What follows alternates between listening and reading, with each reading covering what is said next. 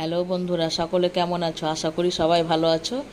এসো আজকের রেসিপিটা শুরু করা যায়। আমাদেরকে ছুটির রেসিপি করে দেখাবো। অনেক তো মাছ মাংস হলো, এবার একটু সবজি রেসিপি করে দেখাই। অল্প পরিমাণে ছুটি নিয়েছি, 3টে মিডিয়াম সাইজের আলু লম্বা লম্বা করে কেটে রেখেছি, একটা টমেটো বড় সাইজের কুচি করে রেখেছি, একটা মাঝারি সাইজের পেঁয়াজ কুচি করে রেখেছি।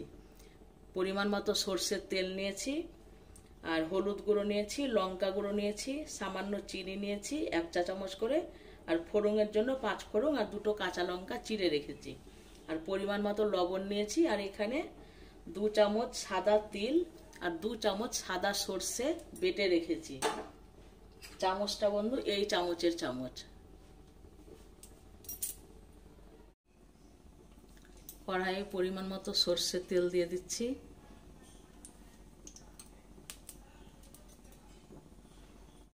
তেল গরম হয়ে গেছে, ওই গরম তেলের মধ্যে আমি আলুগুলো লাল লাল করে ভেজে তুলে রাখবো। আলুগুলোকে আমি লাল লাল করে ভেজে নিয়েছি, এবার অন্য পাত্রে আলুগুলোকে উঠিয়ে রাখছি। ওই তেলের মধ্যে এবার ছুটিগুলোকে দিয়ে দিচ্ছি।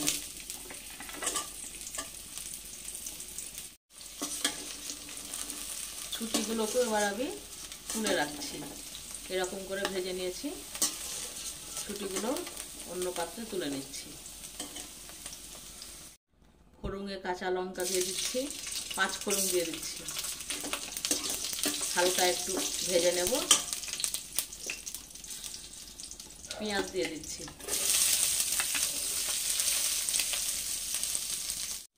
পেঁয়াজটা ভাজা হয়ে গেছে, এবার আমি টমেটোটা দিয়ে দিচ্ছি। সময় লবণ দিয়ে দিচ্ছি, লবণ দিলে টমেটোটা তাড়াতাড়ি নরম হয়ে যায়। গরম ভাতের সাথে খাবে খুব সুন্দর লাগবে, আর ছুটি খাওয়াও ভালো স্বাস্থ্যের পক্ষে।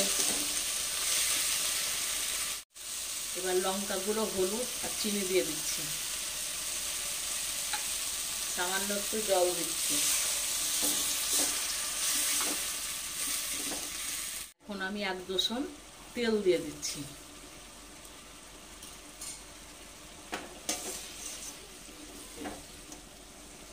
ছুটি আর আলুটা ভেজে রেখেছিলাম এর মধ্যে দিয়ে দিলাম।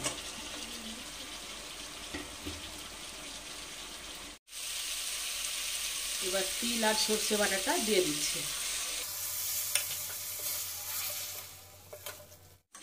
মশলাটা কষানো আমার হয়ে গেছে, এবার এর সময় 1 বাটি জল দিয়ে দিচ্ছি,